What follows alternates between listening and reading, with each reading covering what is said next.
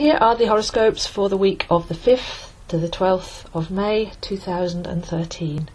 We have a lot of activity going on in the sign of Taurus as the sun is passing through this month, but also this week we're heading towards a new moon. That's when the sun and the moon are in Taurus, and this is going to be a solar eclipse as well. So although we can't see it from the UK, we should be able to feel it. And when one celestial body aligns with another one and blocks the path, then we get a sudden change of frequencies, because all of the planets are transmitting massive sine waves through their electromagnetic fields. So when one body goes in front of another one, we will actually get an interrupted field and a sudden shift, a sudden change of temperature. So eclipses tend to last a couple of hours, but they can bring profound change into our lives. So we've got all that energy going on in Taurus, with Mars in there as well, and Mercury. So the Taurian is all about the abundance of earth, nature, the spring sunshine, the flowers blooming, and the general feeling of being connected with this planet. It's very heartfelt because it's ruled by Venus, and there's more information on that in my Taurus video. But these are the energies that we'll be feeling building towards the new moon, which is on the 10th, which is Friday. But in between time we've got a few more other aspects going on. Things never stand still. So on Tuesday we have quite a serious aspect, which is called a yod. And a yod points us to where our responsibility is. It's kind of, you can't cut any corners, you need to look at this. So pay attention, roll your sleeves up and do the work. It's only for a day, but the yod will be pointing at the North Node. And this will most likely express itself across society, although you all may well feel this in your personal chart, depending on your personal chart alignments. But the North Node in our society represents where we're avoiding responsibility, or when people are trying to bring in unfair laws or get away with things. It's in Scorpio at the moment, so it's all to do with politics and manipulation behind the scenes, power plays and things like that. So we're going to see a very serious yod point towards that part of our collective chart on Tuesday. But the way that we can work with it personally is we can decide who governs us. Is it ourselves, or is it given over to authorities? We are our own authority. We can decide where our source of security comes from. Is it from external props and money and illusions of, when I've done this then everything will be alright, or if I have enough money in the bank then I'll be secure, or if I just get that job then I'll be able to pay my mortgage, those kind of external thoughts? Or can we turn it round under the power of this yod and find that our security has always been there? The illusion is in the lack, and make that divine connection stronger so that we can flow and be joyful in abundance rather than relying on the outside world.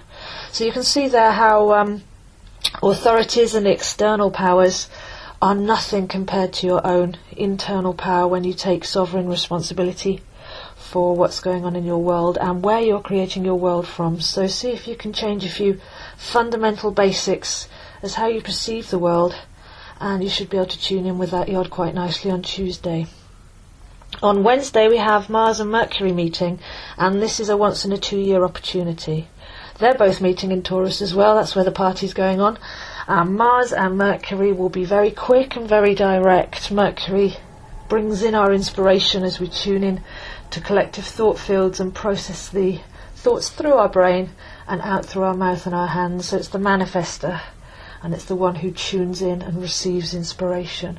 And Mars is where we take our solar life force energy and direct it, so it's all about direct action. So obviously if we have inspiration and direct action together, then this may be a good day to have a good idea and act upon it, to get straight to the point, to be direct, and to communicate clearly as well, because this is all about a once in a 2-year opportunity to really get to the point. So that's Wednesday's meeting of Mars and Mercury. Then we start building towards the new moon that I've already mentioned, and before a new moon we tend to go through a little bit of a dark phase when there's no moon in the sky, And this can send us into our subconscious, into our deepest realms, because we're cut off from that light. We're left in the darkness, which is a very positive thing. The darkness is where we've come from. So we get to see clearly when there's no light. We get to see the other stars. We get to look inside of ourselves, into the warm depths, into the darkness, and to actually experience our connectivity with everything. So instead of allowing yourself to feel drained or miserable, just take this opportunity to just go deep, to experience, and to know that in the darkness, that's where actually all of your connection is. So we're going to realise that we are a part of a massive universe, rather than by day we have the illusion of us being separate physical beings. So there's a lovely reflective day on Thursday the 9th, and then followed by the new moon eclipse, which is at 1:29 a.m. on May the 10th, which is Friday. So because that's so early, it would be worth doing any new moon intentions the night before rather than waiting for the Friday itself. Although new moons do set up a window of 2 weeks, so we've got from May the 10th to May the 25th, when we have the full moon in Sagittarius, to actually set our goals. And these goals will be variant really from the physical. Let's get the garden done, let's get that new job, let's make more money, let's have a beauty makeover, let's eat more healthily, anything to do with earth, resources and money. But on an internal level, much more important, let's show ourselves some value, let's show ourselves some love, let's open up and receive more. It's all about self-worth, self-esteem, and being in the abundant flow of all that is. So on the internal levels, this is a time to blossom yourself and to stop and smell the internal flowers, and to just appreciate yourself and know that you're in the flow, and look for where you're actually the one that's getting in your own way and causing restrictions.